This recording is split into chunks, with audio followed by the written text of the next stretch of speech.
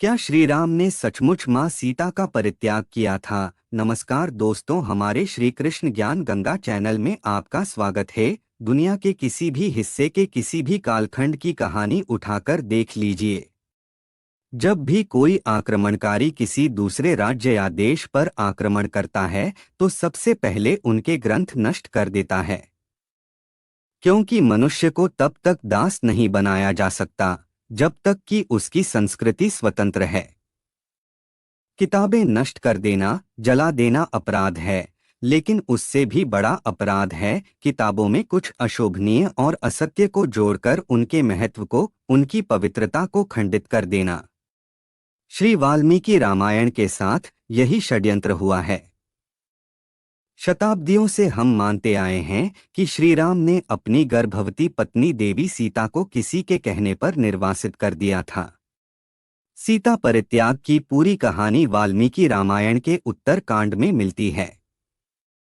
वाल्मीकि रामायण ही रामायण का वास्तविक और मूर्त रूप है, क्योंकि ऋषि वाल्मीकि श्री राम के समकालीन थे और कई घटनाओं के स्वयं साक्षी भी थे।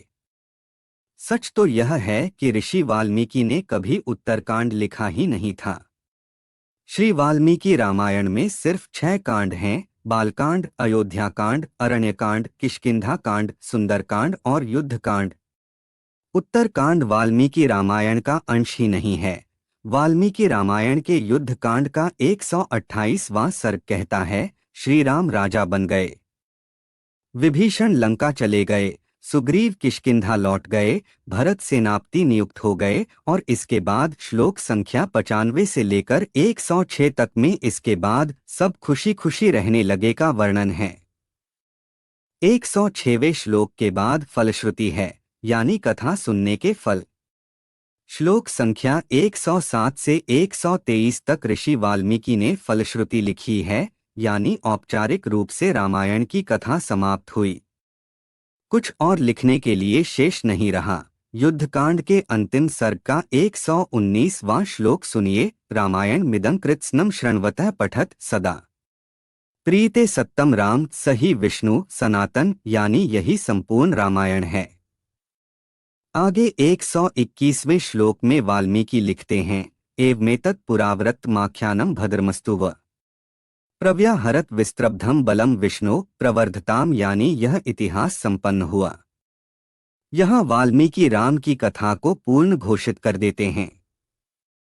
जब कथा पूर्ण हो गई तो फिर अचानक उत्तर रामायण कहाँ से आ गई? साफ जाहिर है कि उत्तरकांड बाद में जोड़ा गया और वह पूरी तरह काल्पनिक है। युद्धकांड में वाल्मीकि राम को भ्रातृभि सहित श्रीमान कहकर संबोधित करते हैं, यानी श्रीदेवी सीता हमेशा राम के साथ रहीं, तभी वो श्रीमान कहलाए। युद्धकांड के 128वें सर्ग में वाल्मीकि साफ साफ लिखते हैं कि भगवान राम ने सीता जी के साथ हजारों वर्षों तक अयोध्या पर राज किया और सैकड़ों अश्वमेध यज्ञ किए। जब हजारों वर्षों तक राम सीता के साथ रहे तो वनवास कब दिया? लेकिन यह सच है कि अग्नि परीक्षा तो सीता ने दी थी, लेकिन अयोध्या में नहीं, लंका में। सीता ने रावण वध के बाद अपने निष्कलंक सतीत्व का उदाहरण प्रस्तुत करने के लिए अग्नि परीक्षा दी थी, न कि राम का संदेह दूर करने के लिए, क्योंकि राम को तो कभी अपनी सीता पर संदेह था ही नहीं।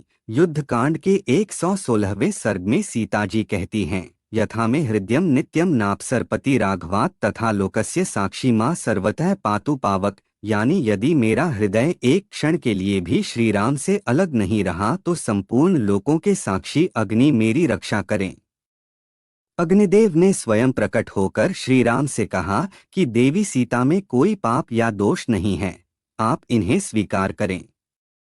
भगवान राम ने अग्नि के सामने प्रतिज्ञा ली, विशुद्धा त्रिषु लोकेषु मैथिली जनकात्मजा न विहातुम मया शक्या कीर्तिरात्मवता यथा।